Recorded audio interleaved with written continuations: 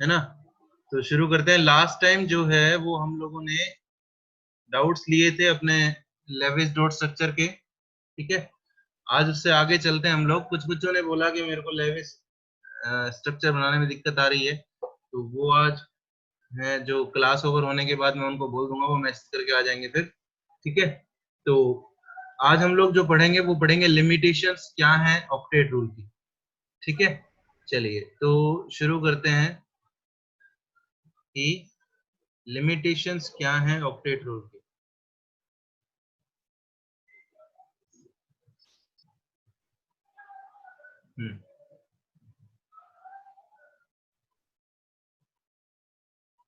देखिए अगर हम लोग बात करें, मैं साथ के साथ आपको कुछ क्वेश्चंस भी बोलता रहूंगा जो प्रीवियस ईयर एग्जाम्स में आए हुए हैं। तो limitations of Lewis octet rule.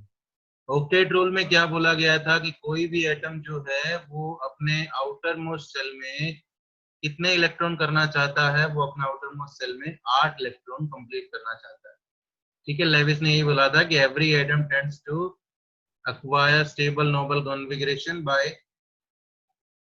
completing its octet। मतलब अपना ऑक्टेट कंप्लीट करके अपने आउटर मोस्ट सेल में 8 इलेक्ट्रॉन करके वो अपना ऑक्टेट कंप्लीट करेगा, स्टेबल होना चाहेगा। देखिए सबसे पहली जो लिमिटेशन आती है, हमने लेविस ऑक्टेट रूल में इसका जिक्र किया था, लेकिन लेविस ने इस चीज को नहीं बताया था, उससे हम लोग बोलते हैं डुप्लेट रूल। आपकी बुक से थोड़ा अलग मिलेगा आज, तो ढंग से देख लेना। डुप्लेट रूल, ठीक है। तो डुप्लेट रूल में क्या बोलते हैं हम लोग कि भैया कुछ एलिमेंट ऐसे हैं,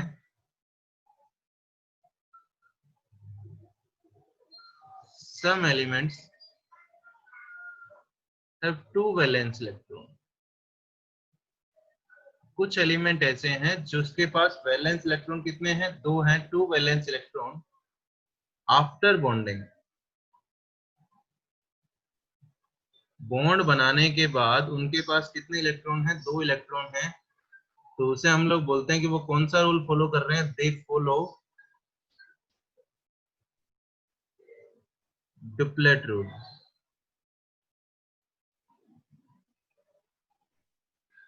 ठीक है।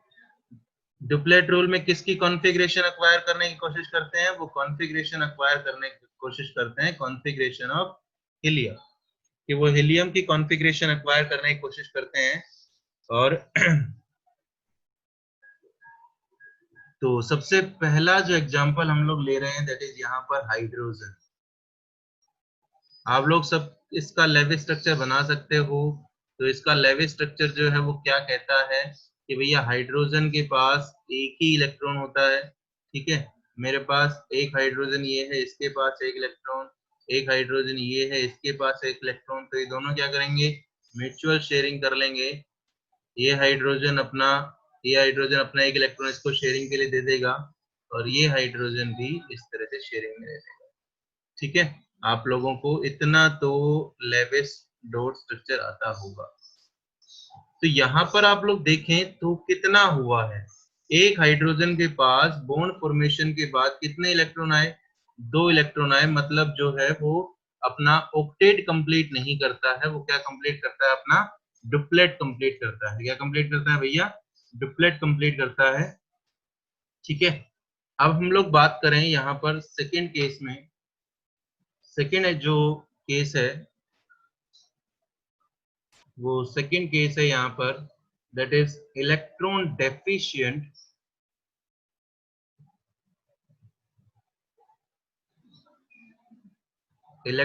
डेफिशिएंट या फिर hypo octet molecule.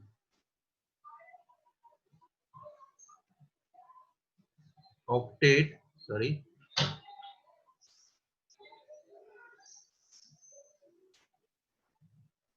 Hypo octet molecule, कि कुछ ऐसे इलेक्ट्रॉन डेफिशिएंट मॉलिक्यूल होते हैं जो बॉन्ड फॉर्मेशन के बाद भी अपना ऑक्टेट कंप्लीट नहीं कर पाते हैं, ठीक है। तो हम लोग क्या बोलते हैं कि इन हाइपो ऑक्टेट मॉलिक्यूल्स में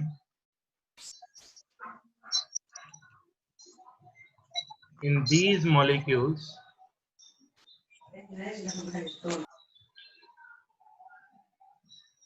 one or more than one, एक या एक से ज्यादा, one or more than one atom have less than 8 valence electron, उनके पास 8 वैलेंस इलेक्ट्रॉन से कम होते हैं इवन आफ्टर बॉन्डिंग, बॉन्ड बनाने के बाद भी, इवन आफ्टर बॉन्डिंग। ठीक है, आप लोगों को सबको लेविस स्ट्रक्चर बनाने आते हैं। मैं आप लोगों को कहूं एक बार कि आप BeH2 का लेविस स्ट्रक्चर बनाइए, एक बार ट्राई कीजिए BeH2 का लेविस स्ट्रक्चर। जब ट्राई कर लें तब कोई भी एक बच्चा बोल देना, ठीक है। BeH2 का लेविस स्ट्रक्चर ट्राई करें एक बार, तो क्या बनेगा भैया? बेरिलियम का एटॉमिक नंबर होता है कितना? 4। कितना होता है? 4 ही होता है। 2 और कितना? 2। 2 वैलेंस इलेक्ट्रॉन है बेरिलियम के पास। ठीक है, तो बेरिलियम जो है वो क्या करता है? हाइड्रोजन को स्टेबल करने के लिए हाइड्रोजन बेरिलियम का एक इलेक्ट्रॉन शेयरिंग के लिए यूज कर लेता है। ये दूसरा हाइड्रोजन है, ये भी बेरिलियम का एक इलेक्ट्रॉन शेयरिंग के लिए यूज कर लेता है। थोड़ा अब सा शेयरिंग सर के थोड़ा बाद बेरिलियम के पास कितने इलेक्ट्रॉन हो गए? बोलो कितने हो गए? 4 इलेक्ट्रॉन हो गए।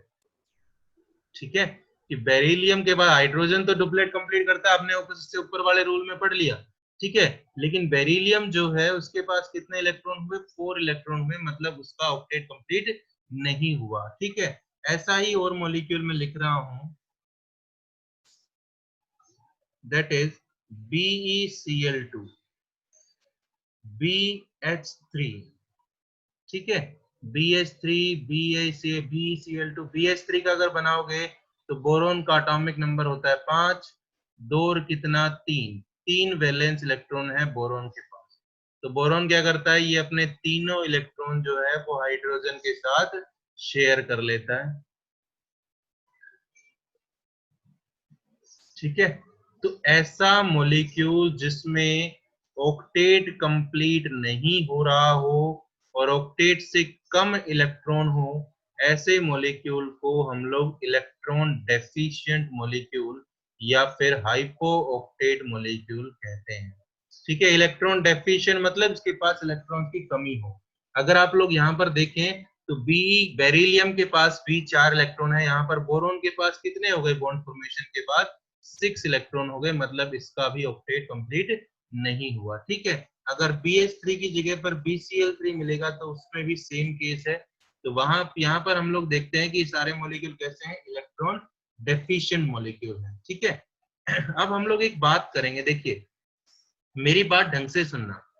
मैंने क्या बोला कि ये मॉलिक्यूल कैसे हैं? ये मॉलिक्यूल इलेक्ट्रॉन डेफिशिएंट है। ये बहुत काम की बात है, आपको डिटेल एक्सप्लेनेशन जो है वो आगे चैप्टर्स में मिलेगी। थोड़ा बहुत जो मैं यहाँ बोल रहा हूँ वो आपको पता होगा।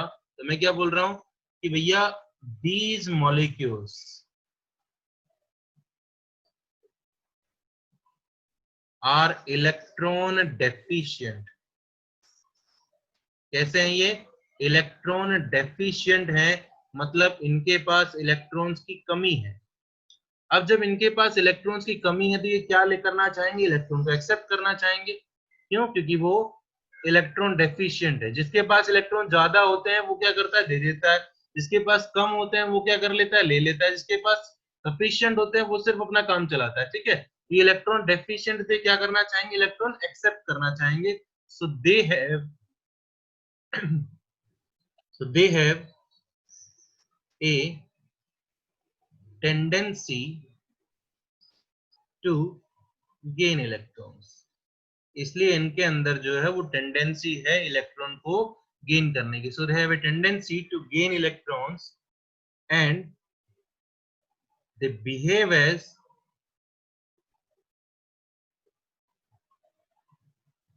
इलेक्ट्रोफाइल्स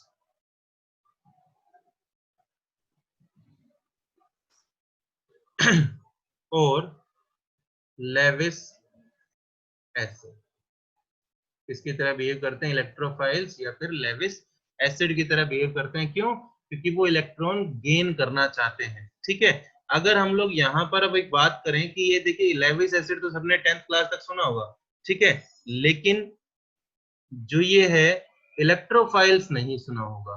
तो हम लोग यहाँ पर बात करें इलेक्ट्रोफाइल की। देखिए बहुत ही सिंपल सी चीज है इलेक्ट्रोफाइल। इलेक्ट्रोफाइल कितनी चीजों से बना है, दो चीजों से बना है। किस किस से, इलेक्ट्रो प्लस फाइल। ढंग से सुनना मेरी बात, इलेक्ट्रो प्लस फाइल। इलेक्ट्रो मतलब क्या होता है, चार्ज, और फाइल मतलब क्या होता है, सॉरी, इलेक्ट्रो मतलब इलेक्ट्रॉन,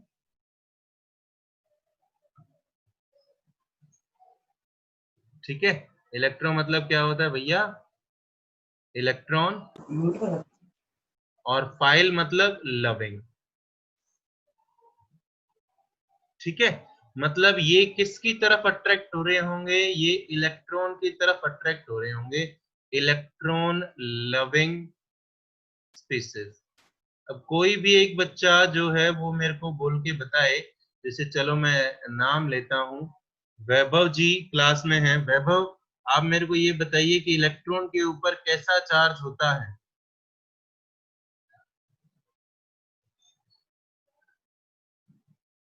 वैभव जी अगर आपको मेरी आवाज सुन रही हो तो आप बोलिए।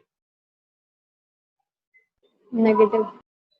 आप वैभव जी नहीं थे भाई, ठीक है। इलेक्ट्रॉन के ऊपर कैसा चार्ज होता है, नेगेटिव। तो जो नेगेटिवली चार्ज की तरफ अट्रैक्ट होने वाली स्पीसीज होंगी, नेगेटिवली चार्ज लविंग स्पीसीज, मतलब जो नेगेटिव चार्ज की तरफ अट्रैक्ट होने वाली स्पीसीज होंगी, उसे हम लोग क्या बोलेंगे, इलेक्ट्रोफाइल बोलेंगे।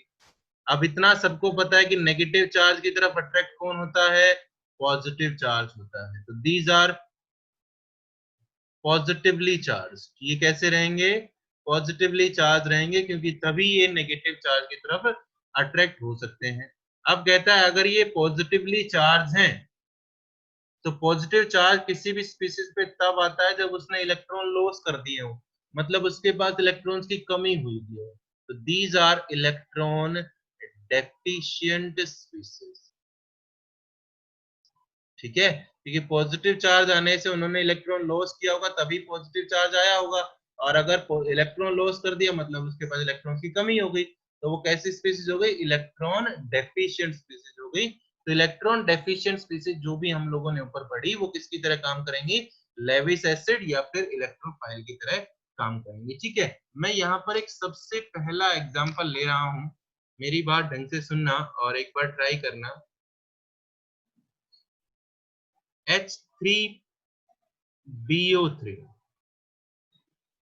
ठीक है, इसका नाम होता है बोरिक एसिड।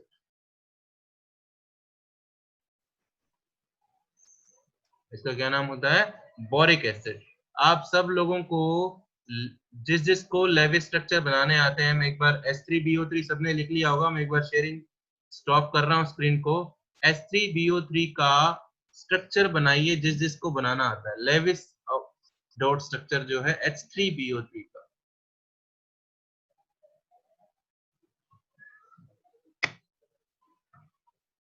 ये आपकी बुक में नहीं है, लेकिन ये आपके काम आएगा आगे बहुत ज्यादा, ठीक है। बुक में नहीं मिलेगा, किसी भी बुक में पढ़ लेना, H3BO3 का कोई जिक्र नहीं मिलेगा आपको। H3BO3 का एक लेविस डॉट स्ट्रक्चर बनाइए।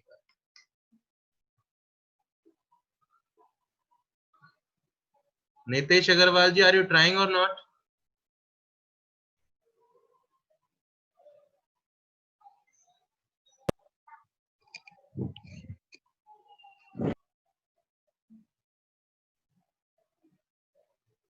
ओके, चलो कोई बात नहीं, हम लोग जो कहना चाह रहे हैं वो बात कर लेते हैं हम लोग, ठीक है। चलिए कोई बात नहीं, जिससे हो जाएगा, ठीक है, लेकिन मेरे हिसाब से नहीं होगा, आप लोगों से नहीं बनेगा, ठीक है। देखिए क्या होता है, बोरोन का एटॉमिक नंबर था 5, थोड़ा अलग लेवल स्ट्रक्चर है इसलिए मैं इसको करा रहा हूँ। दो और कितना, 3, ठीक है, बोरॉन के पास 3 वैलेंस इलेक्ट्रॉन है। यहाँ पर इस तरह से बॉन्डिंग बनेगी। आप जब लेविस स्ट्रक्चर बनाओ तब इसको देखना। ठीक, बोरॉन की बोरिक एसिड की जो है वो इस तरह से। अब वैलेंस इलेक्ट्रॉन इसके पास अगर आप चेक करोगे तो बोरॉन के पास कितने वैलेंस इलेक्ट्रॉन होंगे यहाँ पर? बोरॉन के पास वैलेंस इलेक्ट्रॉन होंगे 3 तो पहले से ही थे। अब देख 1 2 3 4 5 6, तो 3 + 3 कितने हो गए? 6 इलेक्ट्रॉन है। तो 6 इलेक्ट्रॉन है तो ये कैसा स्पीसीज हो गया? Electron deficient. मतलब पहला पॉइंट, ये कैसा मॉलिक्यूल है? ये हाइपो ऑक्टेट मॉलिक्यूल है। कैसा मॉलिक्यूल है? हाइपो ऑक्टेट मॉलिक्यूल है ये H3BO3। ठीक है, H3BO3 के बारे में एक बात मैं अभी लिख रहा हूं, आप लोगों को बाद में क्लियर होगा इस चैप्टर में आगे चलेंगे जब आप लोग, कि इट कैन नॉट डोनेट, अभी इस बात का जिक्र नहीं होगा, आगे होगा। It can not donate or accept, it can not donate or accept any hydrogen ion. ये ना तो किसी हाइड्रोजन आयन को एक्सेप्ट कर सकता है, ना किसी हाइड्रोजन आयन को डोनेट कर सकता है। So not an Arrhenius acid. Arrhenius acid नहीं होता। क्यों नहीं होता? क्योंकि इसके पास जो हाइड्रोजन है, अरेनियस एसिड 10th क्लास में आपने पढ़ा होगा, तो ये किसी भी हाइड्रोजन आयन को ना डोनेट कर सकता है, ना एक्सेप्ट कर सकता है, और ना ये ब्रोंस्टेड एसिड होगा।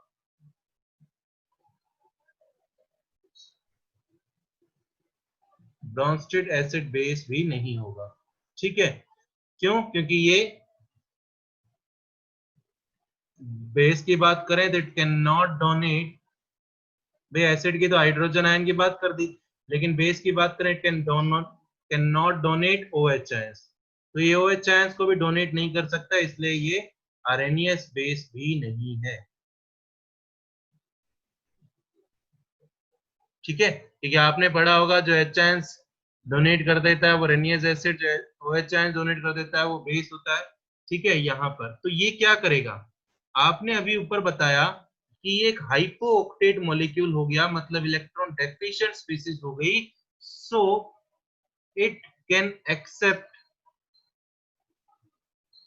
ए लोन पेयर ऑफ इलेक्ट्रॉन। तो ये क्या करेगा? एक लोन पेयर ऑफ इलेक्ट्रॉन को एक्सेप्ट करेगा। So it can accept a lone pair of electron, so it behave as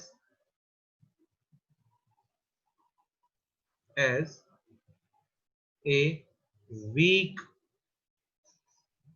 Lewis acid। इसलिए एक वीक लेविस एसिड की तरह Lewis acid, weak Lewis acid की तरह ये बिहेव करेगा। ओके, ये चीज थी। अगर आप लोगों से पूछा जाए कि H3BO3 जो है वो कैसा एसिड होता है, तो लेविस, आपको ऑप्शन मिलेंगे Lewis acid, Arrhenius acid, Bronsted acid और नन ऑफ दिस। तो कौन सा ऑप्शन होगा? लेविस एसिड होगा। यहाँ पर ये चीज आप लोग याद रखें। ठीक है, ओके। एग्जाम्पल नंबर 2 पर आते हैं। मैं फिर बोल रहा हूँ आज थोड़ा सा वाइड है, बुक में नहीं है ये सारी चीजें, थोड़ा सा वाइड है। तो अगर आपको एक बार में समझ में नहीं आएगा, जब आपको रिकॉर्डिंग मिले तब आप एक बार दोबारा से देख लेना। उसके बाद भी अगर समझ में नहीं आए तो आप एक बार मेरे से बिल्कुल पूछें, डाउट भेजें कि सर यहाँ पर हम लोगों को दिक्कत आई। ठीक है, चलो अगला मॉलिक्यूल मैं बोलता हूँ CO। देखो कितना आसान दिया है मैंने, कार्बन मोनोऑक्साइड। इसका लेविस डॉट स्ट्रक्चर बनाइए।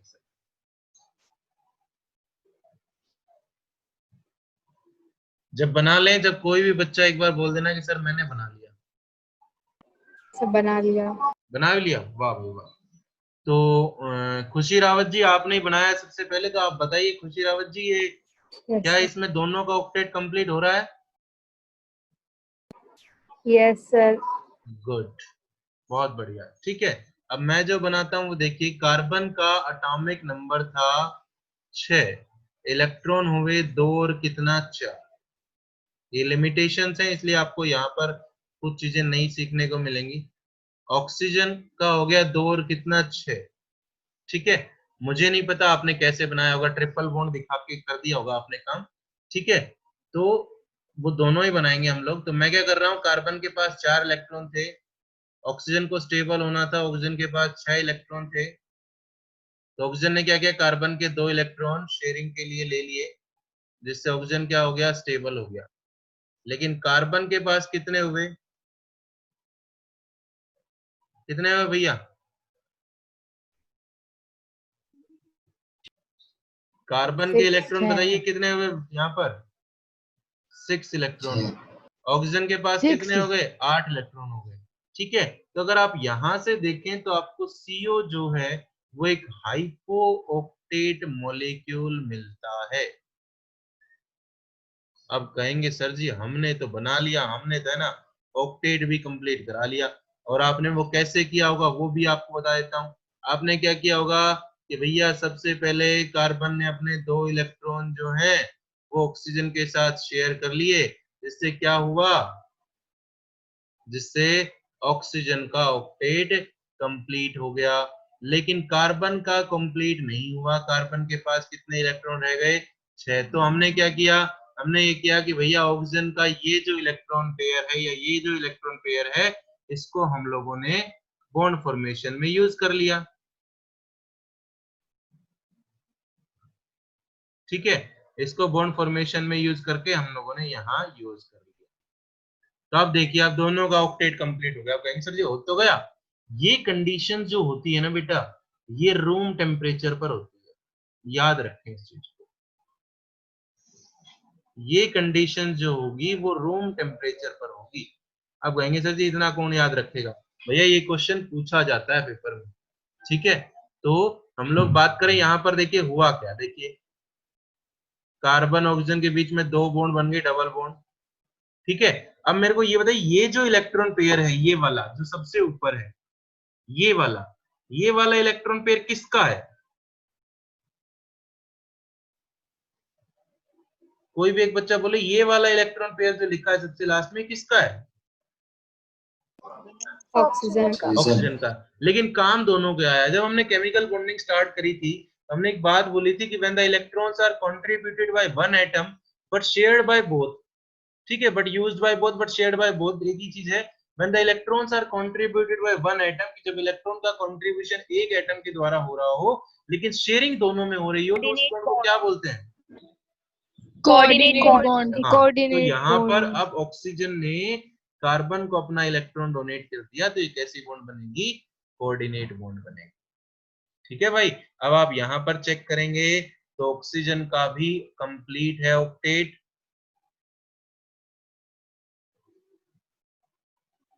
ठीक है। आप कार्बन का चेक करेंगे तो कार्बन का भी ऑक्टेट कंप्लीट है, ठीक है। ये कुछ हमारे केमिस्ट्री में थोड़ा सा है ना, ये केसेस होते हैं तो कि भैया एक्सेप्शन केसेस कहाँ पर कंडीशंस हैं। चलिए ठीक है, तो मैं एक चीज यहाँ पर बोल रहा हूँ कि मैंने CO के 2 केस बता दिए। एक केस में क्या हुआ, एक केस में जो है वो CO जो है वो तो किसकी तरह काम कर रहा है, हाइपो ऑक्टेट की तरह काम कर रहा है, और एक केस में CO जो है उसमें ऑक्टेट कंप्लीट हो रहा है। मैं क्या बोल रहा हूँ, CO में और may not be, CO may or may not be considered as an exception of octet rule। इसको कराने का मोटो क्या था वो बताता हूं। देखिए ये एक प्रीवियस ईयर क्वेश्चन है, ठीक है, किसी एग्जाम में आया हुआ है। क्या क्वेश्चन है कि which of the following, which of the following is an exception of octet rule? Which of the following is an exception of octet rule? आपके पास फर्स्ट ऑप्शन दिया गया CCl4, सेकेंड ऑप्शन दिया गया NCl3, थर्ड ऑप्शन दिया गया OCl2, fourth option दिया गया CO।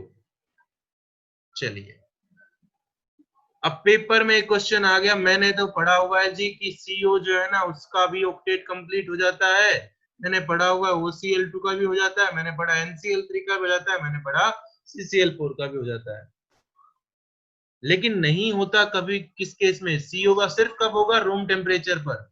ठीक है, तो क्या ऑप्शन होगा आपके पास आंसर यहाँ पर CO। अगर आपको दिक्कत हो तो आप इनके लेविस स्ट्रक्चर बना के देख लेना, आपके इन सब में सबका ऑक्टेट कंप्लीट होगा, कार्बन का भी, क्लोरीन का भी, नाइट्रोजन का भी, क्लोरीन का भी, ऑक्सीजन का भी, क्लोरीन का भी, सबके ऑक्टेट कंप्लीट होंगे, सिर्फ किसका कंप्लीट नहीं होगा, CO का, इसीलिए उस चीज को पढ़ा गया। ठीक है, अब सेकंड क्वेश्चन है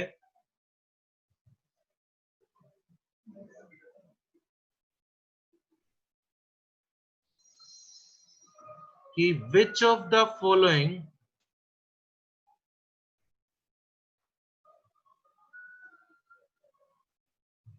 हर साल बदल बदल करके क्वेश्चन पूछा गया है। अब देखो, which of the following is an exception of octet rule, which of the following is an exception of octet rule. First option दिया गया CCl4, सेकंड ऑप्शन दिया गया NCl3, थर्ड ऑप्शन दे दिया BH3, फोर्थ ऑप्शन दे दिया CO। अब बोलो,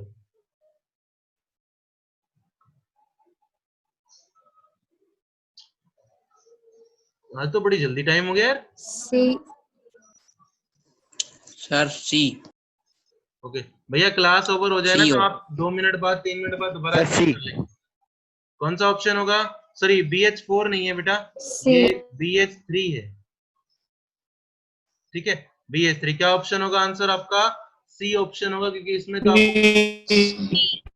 तो आपको क्लियरली दिख रहा है। सी यही सी कहना सी चाह सी रहा हूँ, हाँ C ऑप्शन। ठीक, इसमें भैया मैं फिर बोल रहा हूँ क्लास ओवर हो जाए तो एक बार मेरे को मैसेज डाल देना, क्योंकि मेरे को पता नहीं चलेगा। ठीक है, चलिए क्वेश्चन अगले पर आते हैं। भैया मैं जो क्वेश्चन करा रहा हूं, अगर वो आप क्वेश्चन साथ साथ करते रहेंगे तो आपको दिक्कत नहीं आएगी कहीं पर भी। यहाँ पर क्वेश्चन पूछा गया, which of the following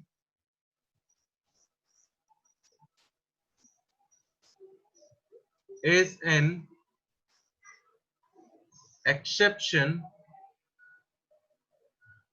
of octet rule. ठीक है, फर्स्ट ऑप्शन दिया गया CH4, सेकंड ऑप्शन दिया गया H2O, थर्ड ऑप्शन दिया गया NH3 और फोर्थ ऑप्शन दिया गया ओल।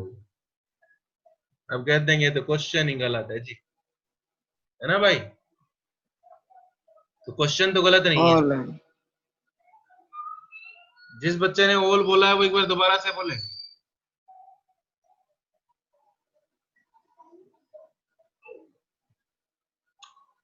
तुक्का नहीं मारना ना भाई। देखिए, अब CH4 में आप बनाओगे, आप ऑक्टेट कंप्लीट करके दिखा दोगे जी, ठीक है जी। H2O में बनाओगे, H2O में बना के दिखा दोगे जी। NH3 में बनाओगे, NH3 में बना के दिखा दोगे जी। तो कौन सा आंसर होगा। अब ओल में बोल रहे हैं तो इसका मतलब सारे ऑक्टेट कंप्लीट कर रहे हैं। तो मैं एक नोट लिख रहा हूं यहाँ पर, क्योंकि आज का सबसे पहला लिमिटेशन, सबसे पहला एक्सेप्शन वही था कि हाइड्रोजन जो है में और may not be considered as an exception of octet। तो क्या आंसर होना चाहिए आपका यहाँ पर, फोर्थ ऑप्शन होना चाहिए आपका आंसर। ठीक है, कि हाइड्रोजन जो है, एक बात मैं फिर बोल रहा हूँ, अगर आपकी क्लास ओवर हो जाए तो आप लोग एक बार दोबारा से ज्वाइन कर लेंगे। ठीक है ना भैया, 5 मिनट बाद आप दोबारा से, मैं जब आपको बोलूं कि ज्वाइन, जब आप ज्वाइन कर लेंगे, और क्योंकि उसके बाद उस टाइम पे मैं आपको एक बात बताऊंगा, काम की बात है आप लोगों के लिए। ठीक है, चलिए अगला क्वेश्चन करते हैं। विच ऑफ द फॉलोइंग, मैं बोल रहा हूं देखो हर साल जब भी इस तरह से क्वेश्चन पूछे गए, क्वेश्चन को बदल बदल के पूछ दिया गया। Which of the following is an exception of octet rule, कौन सा ऑक्टेट रूल का एक्सेप्शन है? पहला CH4, second H2O, third NH3, NH3, fourth BH3। मेरे हिसाब से बड़े आराम से बता सकता है कोई भी बच्चा कि क्या आंसर होगा इसमें। D. Fourth BH3 BH3 answer होगा, फोर्थ आंसर होगा, BH3 डी आंसर होगा आपका इसमें। ठीक है, BH3 BH3 आंसर होगा क्योंकि इसमें हम लोगों को क्लियरली दिख रहा है BH3। ठीक है, ओके। अब हम लोग आते हैं लिमिटेशन नंबर थर्ड पर। थर्ड लिमिटेशन क्या है?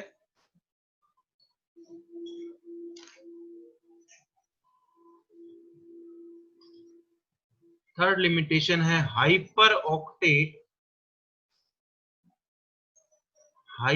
ऑक्टेट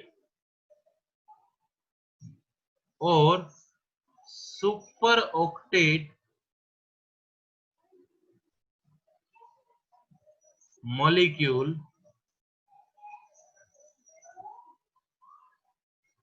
इसे हम लोग बोल सकते हैं एक्सपेंशन ऑफ ऑक्टेट। कि भैया कई मॉलिक्यूल ऐसे हैं कि जब आप उनका लेविस स्ट्रक्चर बना रहे होते हो ना, तो आप देखते हो कि उनके पास 8 से भी ज्यादा इलेक्ट्रॉन आ गए। ठीक है, कि कई बार जब आप उनका लेविस स्ट्रक्चर बनाओगे तो आप लोग क्या देखते हो कि उनके पास 8 से भी ज्यादा इलेक्ट्रॉन आ गए। ऐसे मॉलिक्यूल को हम लोग हाइपर ऑक्टेट मॉलिक्यूल बोलते हैं। जैसे मान लीजिए मैं आप लोगों को कहूं सिंपल सा PCl पाइप का आप लोग एक बार लेविस स्ट्रक्चर बना के देखो। आप क्या करेंगे? फॉस्फोरस एटॉमिक नंबर 15, 2, 8 और 5, 5 फ्लोरीन, फॉस्फोरस के पास 5 वैलेंस इलेक्ट्रॉन है। क्लोरीन एटॉमिक नंबर 17, 2, 8 और 7। क्लोरीन को एक ही इलेक्ट्रॉन चाहिए ऑक्टेट कंप्लीट करने के लिए और फॉस्फोरस को 3 इलेक्ट्रॉन चाहिए। तो पहले क्लोरीन की बात कर लेते हैं। तो क्लोरीन ने क्या किया? हर एक क्लोरीन ने स्टेबल होने के लिए फॉस्फोरस का एक इलेक्ट्रॉन क्या कर लिया? शेयर कर लिया।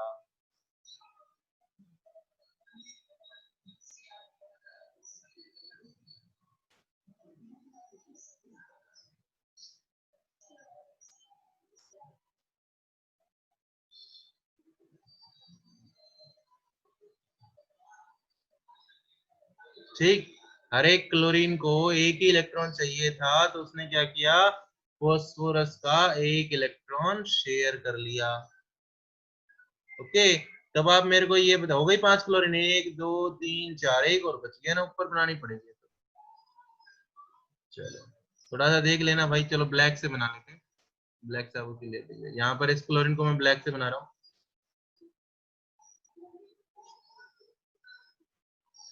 चलिए, तब आप मेरे को ये बताइए कि अब जब फास्फोरस का सर्किल आप लोग बनाएंगे तो फास्फोरस के पास कितने इलेक्ट्रॉन हो गए?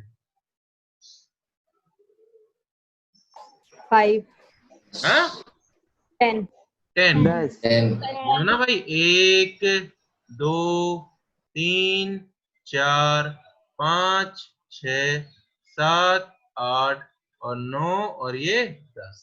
ठीक है, तो फास्फोरस के पास 8 से ज्यादा इलेक्ट्रॉन हो गए तो कैसा मॉलिक्यूल हो गया? हाइपर ऑक्टेट मॉलिक्यूल हो गया। कैसा हो गया?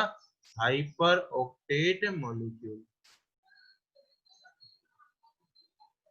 ठीक है, ये फास्फोरस के पास जो है और भी ऐसे मॉलिक्यूल मैं लिख रहा हूं यहाँ पर। फॉर एग्जाम्पल, मेरे हिसाब से 1 मिनट में क्लास ओवर होने वाली है क्या?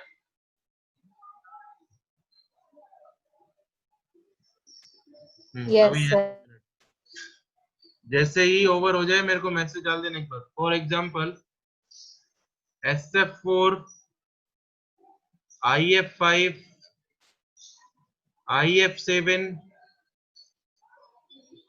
XCF2, XeF4, XeF6। अब सबके बना के देखने की जरूरत नहीं है भाई, देखो सारे क्लोरीन को एक एक इलेक्ट्रॉन चाहिए, ठीक है।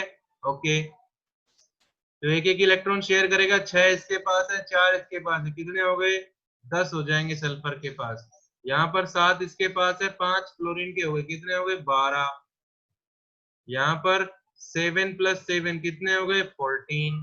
यहाँ पर 8 + 2 कितना हो गया, 10। यहाँ पर 8 + 4 कितना हो गया, 12। यहाँ पर 8 + 6 कितना हो गया, 14।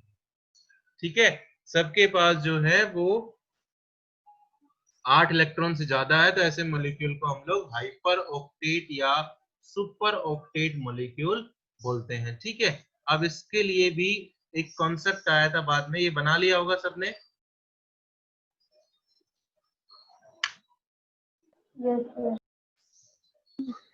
Yes sir.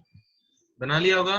ओके चलिए, तो आप है ना, अभी मैं रोक रहा हूं, जल्दी से मैं चलिए, क्या पढ़ रहे थे हम लोग पढ़ रहे थे कि भैया limitations of Lewis octet rule, और लेविस ऑक्टेट रूल की लिमिटेशंस में हम लोग ने हाइपर ऑक्टेट या फिर सुपर ऑक्टेट मॉलिक्यूल की हम लोग बात कर रहे थे। अब सुपर ऑक्टेट मॉलिक्यूल वो थे जिनके पास 8 से ज्यादा इलेक्ट्रॉन होते हैं। ठीक है, अब कहता है इस कॉन्सेप्ट को, इस सुपर ऑक्टेट वाले कॉन्सेप्ट को करने के लिए एक कॉन्सेप्ट दिया गया,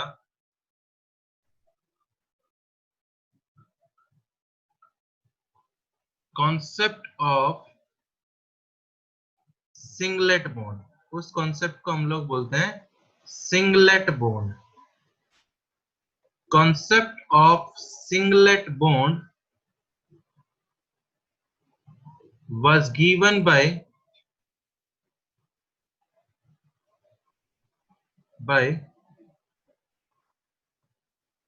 सर्जन। बहुत बार पूछ लेता है कि सिंगलेट बॉन्ड का कॉन्सेप्ट दिया किसके द्वारा गया था, तो किसके द्वारा दिया गया था, सर्जन के द्वारा, to explain octet rule in hyper octet molecule. आपकी बुक में इसका नाम हाइपर वैलेंट लिखा होगा, तो उससे कोई दिक्कत नहीं है, हाइपर वैलेंट भी वही होता है जो हाइपर ऑक्टेट होता है, सेम चीज होती है। ठीक है, तो इसने क्या कहा कि भैया एक मॉलिक्यूल जो है वो सिंगलेट बॉन्ड बनाएगा। ठीक है, सिंगलेट बॉन्ड मतलब सम नंबर ऑफ सिंगलेट बॉन्ड, पहले तो कितनी बनेगी वो चेक कर लेते हैं। Number of singlet bond is equals to valence electron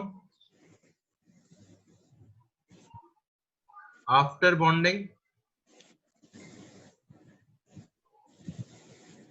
-8।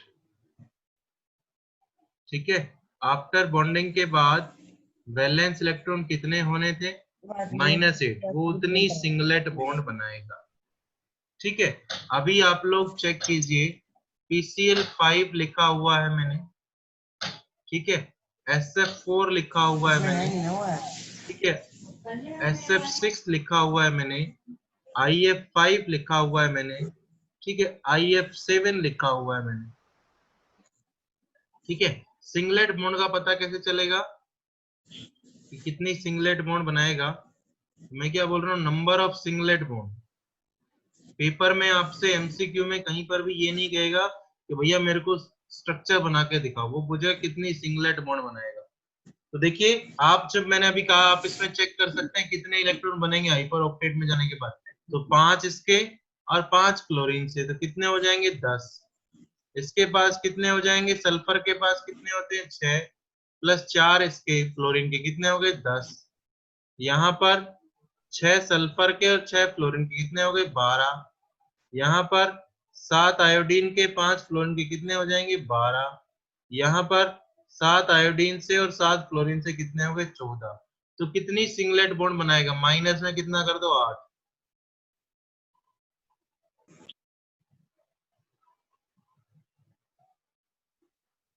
10 में से 8 गए, 2 2 4 4 और 6। देखिए कुछ बच्चे अभी भी डाउटफुल होंगे, किस चीज में डाउटफुल होंगे, मैं एक बार बोलता हूँ उस चीज को। वो इस चीज में डाउटफुल होंगे कि मैं 10, 12, 14 कैसे लिख रहा हूँ। चलो इसको ले लेते हैं, ठीक है। देखो SF6, ठीक है, सल्फर का एटॉमिक नंबर होता है 16, 2, 8 और कितना 6 वैलेंस इलेक्ट्रॉन है सल्फर के पास। फ्लोरीन एटॉमिक नंबर 9, 2 और कितना 7, तो फ्लोरीन के पास कितने इलेक्ट्रॉन है, 7 इलेक्ट्रॉन। फ्लोरीन को सिर्फ और सिर्फ कितने इलेक्ट्रॉन चाहिए, 1 इलेक्ट्रॉन चाहिए स्टेबल होने के लिए। तो वो क्या करेगा, वो सल्फर से 1 इलेक्ट्रॉन ले लेगा स्टेबल होने के लिए, मतलब ले लेगा मतलब शेयर कर लेगा। ठीक है भैया, ऑक्टेट कंप्लीट तो सल्फर का भी नहीं है। तो मान लीजिए पहली फ्लोरीन, इसने सल्फर का 1 इलेक्ट्रॉन शेयर कर लिया। ये दूसरी फ्लोरीन, इसने भी सल्फर का 1 इलेक्ट्रॉन शेयर कर लिया। और देखिए फ्लोरीन अपना ऑक्टेट कंप्लीट करता जा रहा है।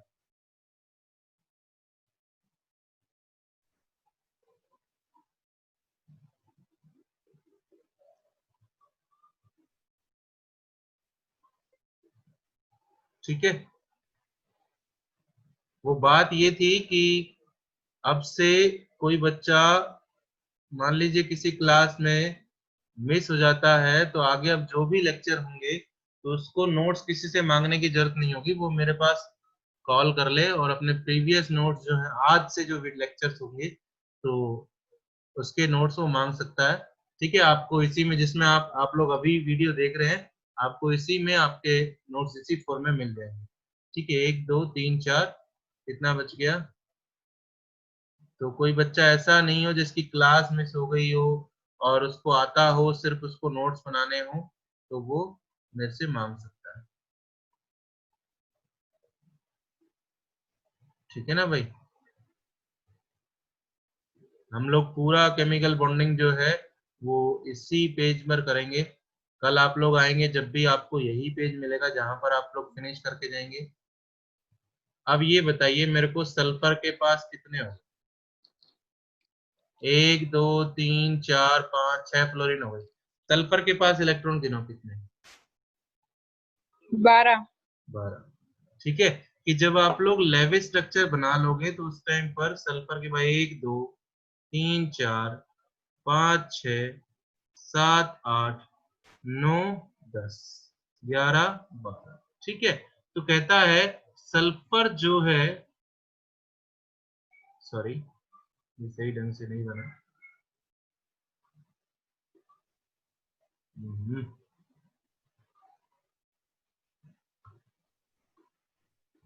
हाँ।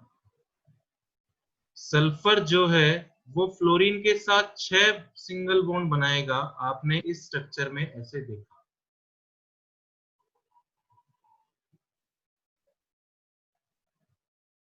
सबने एक एक इलेक्ट्रॉन पेयर शेयर कर रखा है, 6 बॉन्ड हो गए, जिससे सल्फर के पास 12 इलेक्ट्रॉन हो गए। अब सजडन ने क्या कहा कि भैया ऑक्टेट से ज्यादा चले गए हम तो। ठीक है, ऑक्टेट ज्यादा चले गए तो वो सिंगलेट बॉन्ड बनाता है। सिंगलेट बॉन्ड मतलब 1 इलेक्ट्रॉन वाली। ठीक है, तो क्या क्या कितनी सिंगलेट बॉन्ड बनाएगा, 4 सिंगलेट बॉन्ड बनाएगा। तो भैया बाकी दोनों जो हैं टोटल कितने बना रखी हैं, 1, 2, 3, 4, 5, 6। ठीक है, तो क्या हो गया, एक पूरी, एक पूरी, बाकी चारों जो हैं वो कैसी रहेंगी, सिंगलेट बॉन्ड।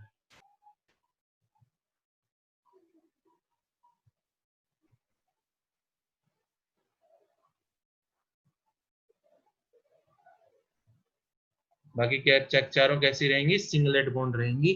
अब ये देखिए इसका मतलब क्या हुआ, इसका मतलब भैया ये हुआ कि देखो फ्लोरीन को तो 1 इलेक्ट्रॉन चाहिए था।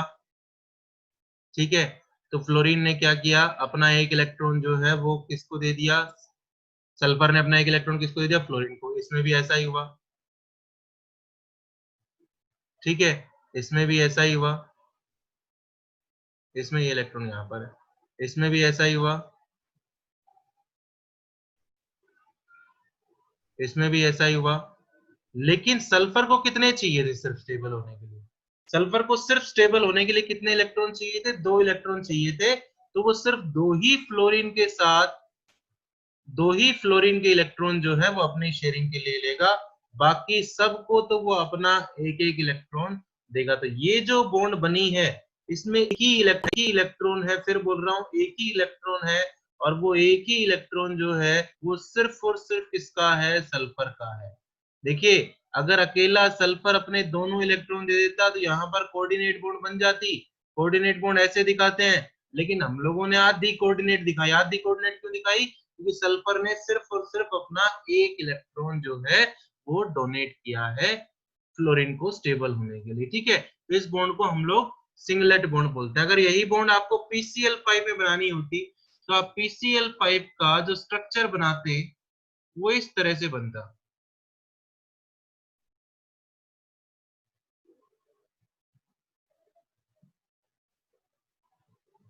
इस टाइम फास्फोरस के पास 10 इलेक्ट्रॉन हो जाते हैं, लेकिन कहता है 10 तो करने नहीं, हमें कितने करने हैं, 10 में से कितने माइनस कर दूं, 8। तो सिंगलेट बॉन्ड कितनी हो जाएंगी, 2। मतलब 2 बॉन्ड जो है वो सिंगलेट बॉन्ड होंगे। तो फास्फोरस एक सिंगलेट, एक सिंगलेट, बाकी सारी कैसी हैं, नॉर्मल जो बॉन्ड होती है। ठीक है भाई, ये सिंगलेट बॉन्ड का कॉन्सेप्ट था। देखिए आप लोगों को आज का लेक्चर जो है वो थोड़ा सा बोरिंग लग रहा होगा, वो थोड़ा सा बोरिंग, ये लिमिटेशन ही ऐसी है बेटा, बाकी इसके बाद भी पूरा चैप्टर जो है वो काफी इंटरेस्टिंग है। बस ये लास्ट लिमिटेशन जो है ना ये थोड़ी सी बोरिंग है इस चैप्टर। ठीक है, समझ सकता हूँ क्योंकि हमने जाते हैं। ठीक है, दिक्कत आ रही है। ओड इलेक्ट्रॉन, तो नंबर ऑफ इलेक्ट्रॉन जो है वो ओड नंबर में होते हैं। सो देन इन उसमें ये बताया जिसका ऑक्टेट कंप्लीट नहीं होता। So one of them have incomplete octet. For example मैं यहाँ लिखता हूँ एग्जांपल NO2। चलिए देखिए कितने हो गए भाई, सही है ये,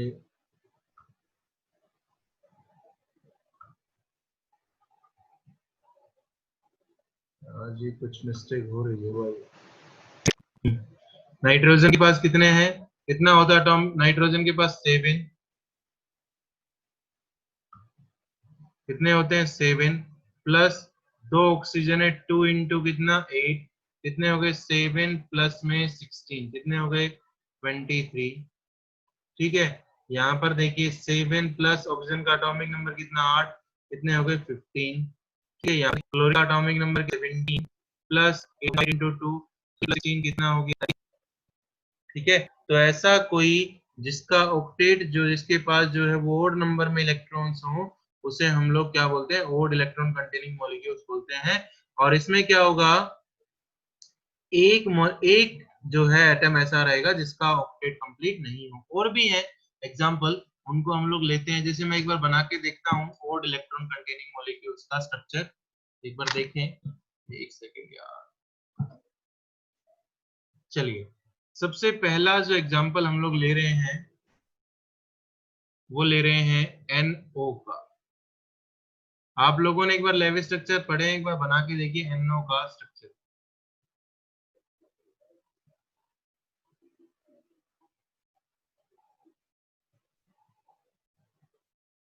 नाइट्रोजन का एटॉमिक नंबर होता है 7, 2 और कितना, 5 वैलेंस इलेक्ट्रॉन नाइट्रोजन के पास। ऑक्सीजन का एटॉमिक नंबर होता है 8, 2 और कितना, 6। कैसे बनाएंगे खुशी रावत, बोलते रहिए मैं बनाता रहता हूँ।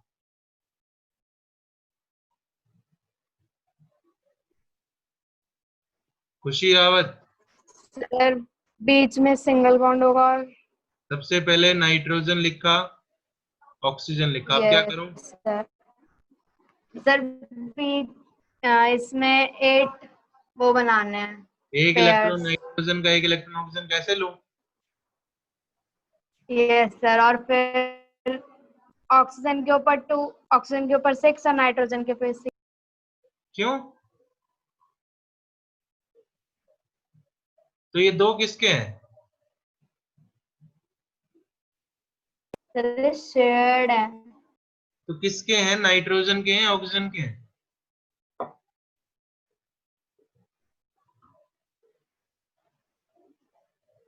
भाई है ना, कल टाइम मिलता है तो कल एक बार क्लास होने से पहले एक बार आप लोग जिसको आना हो वो आ जाना, मैं एक बार बताऊंगा कैसे। चलिए देखिए क्या करते हैं, नाइट्रोजन और ऑक्सीजन अगर आप देख रहे हो तो नाइट्रोजन के पास लेविस ऑक्टेट रूल का इस चैप्टर में और आगे कहीं जिक्र नहीं होगा मेरे भाई। जिस भाई को दिक्कत हो कि भैया मेरे को लेविस स्ट्रक्चर समझ में नहीं आए, तो आगे इस चैप्टर में कहीं पर जिक्र नहीं हुआ, सिर्फ यहीं तक था बस। उसके बाद ये कॉन्सेप्ट ही खत्म हो जाएगा। उसके बाद कहता है कि नाइट्रोजन के पास 5 इलेक्ट्रॉन है, नाइट्रोजन को कितने इलेक्ट्रॉन चाहिए स्टेबल होने के लिए, 3 इलेक्ट्रॉन चाहिए। ऑक्सीजन का एटॉमिक नंबर 8 है, उसको कितने इलेक्ट्रॉन चाहिए, 2 इलेक्ट्रॉन चाहिए। तो ऑक्सीजन क्या करता है कि भैया 2 इलेक्ट्रॉन जो है वो नाइट्रोजन के साथ शेयर कर लेता है, ताकि वो क्या हो जाए, स्टेबल हो जाए। ठीक। अब कहता है नाइट्रोजन के पास कितने बचे हुए हैं, नाइट्रोजन के पास अभी 3 इलेक्ट्रॉन बचे हुए हैं। कितने इलेक्ट्रॉन बचे हुए हैं, 3, क्योंकि देखिए टोटल कितने थे, 1 2 3 4 5, कितने यूज में, 2 ही यूज में, तो 3 बच गए। अब कहता है तो इस तरह से नाइट्रोजन के पास देखिए कितने हो गए, 1 2 3 4 5 6 7, कितने हुए भैया, 7 ही हुए। कितने हुए, 7 ही हुए। तो हम लोग क्या करते हैं कि भैया अब ही नाइट्रोजन को 1 इलेक्ट्रॉन और चाहिए, तो नाइट ऑक्सीजन क्या करता है कि ऑक्सीजन जो है वो अपना 1 इलेक्ट्रॉन पेयर यहां भेज देता है, और नाइट्रोजन भी अपना जो इलेक्ट्रॉन था, मैं ये ब्लैक से दिखा देता हूँ, नाइट्रोजन का जो 1 इलेक्ट्रॉन था, ये नाइट्रोजन का 1 इलेक्ट्रॉन है। ठीक है। अब ऑक्सीजन के पास कितने बच गए, 2 बच गए। अब देखिए यहाँ पर कितने हो गए, 9, कितने हो गए, बोलो, दोनों के पास कितने कितने हैं,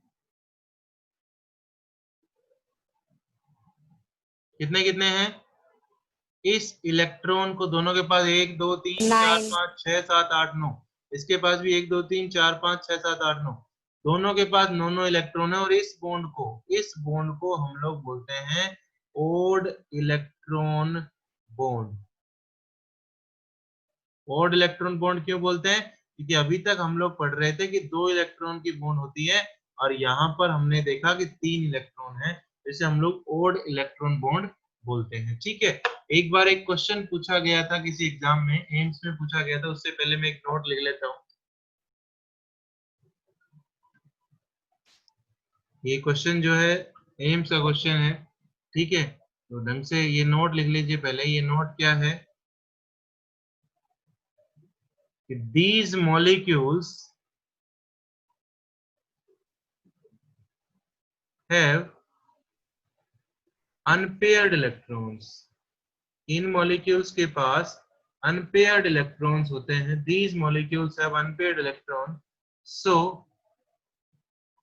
they are पैरामैग्नेटिक। वो कैसे होते हैं, पैरामैग्नेटिक होते हैं। सो दे आर, देखिए यहाँ पर देखिए, जब आपने एक बार स्ट्रक्चर बनाया स्टेबल करने के लिए, तो वहां पर नाइट्रोजन के पास एक अनपेयर्ड इलेक्ट्रॉन बचा हुआ है, तो इस तरह कैसे हो गए, पैरामैग्नेटिक हो गए। यहाँ पर भी अगर ओड इलेक्ट्रॉन की बात करें तो भैया 2 इलेक्ट्रॉन से बॉन्ड बनती है, तो एक इलेक्ट्रॉन बच गया, तो ये कैसी हो गई, paramagnetic. These molecules have unpaired electron, so they are paramagnetic and generally coloured. और जो अनपेयर्ड इलेक्ट्रॉन होगा उस वजह से उसके अंदर कलर्ड वाली प्रॉपर्टी होगी ऑल्सो। ठीक है। हमेशा ऐसा नहीं होता, वो बाद में बात करेंगे कब नहीं होता। तो वो क्वेश्चन जो था वो लिख लेता हूं मैं, एग्जाम्पल। ये NO2 का स्ट्रक्चर है, इसके पास एक Sir, your unpaired, voice is not clear. ये NO2 का स्ट्रक्चर, इसके पास एक अनपेयर्ड इलेक्ट्रॉन है, आपको दिख रहा होगा सबको क्लियरली। बढ़िया, आज कुछ नेटवर्क इश्यूज आ रहे हैं, मेरे को ऐसा लग रहा है, मेरे पास भी। ठीक है। और यहाँ पर आपको दिया गया था पेपर में कि भैया ये N2O4 है।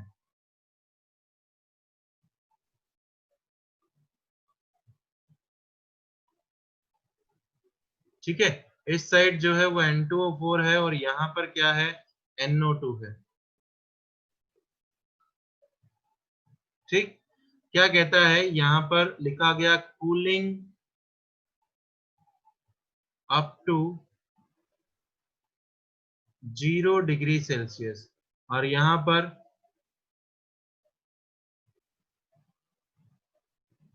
वैसे ये पी ब्लॉक का क्वेश्चन है, लेकिन मैं यहाँ पर ही करा रहा हूँ heating up to room temperature, किसको रूम टेम्परेचर पर हीट किया गया। ठीक है, क्या कह रहा है कि भैया NO2 को अगर आप कूल करते हो 0 डिग्री सेल्सियस पर तो N2O4 में कन्वर्ट हो जाता है, और अगर N2O4 को आप हीट करते हो रूम टेम्परेचर पर तो वो आपका NO2 में कन्वर्ट हो जाता है। ठीक है, ओके। क्वेश्चन ये था कि इसमें से कौन सा पैरामैग्नेटिक है और कौन सा डायामैग्नेटिक है, और ये कैसा है, इसके पास अनपेड इलेक्ट्रॉन है, कैसा है, पैरामैग्नेटिक है।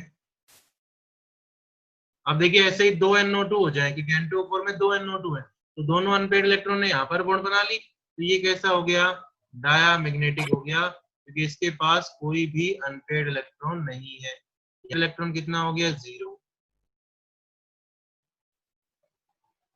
ठीक है, दूसरा बोला गया कि NO2 और N2O4 में से कौन सी गैस रेड ब्राउन गैस होती है, रेड ब्राउन गैस होती है NO2 की। ठीक है, तो ये लिमिटेशंस है आपकी लेविस ऑक्टेट रूल की। ओके, ठीक है, ये लिमिटेशंस है लेविस ऑक्टेट रूल की। यहाँ तक किसी को कोई दिक्कत हो तो मैं एक बार रिक्वेस्ट करता हूँ, एक बार वीडियो आप लोगों के लिए यार बहुत मेहनत होती है भैया,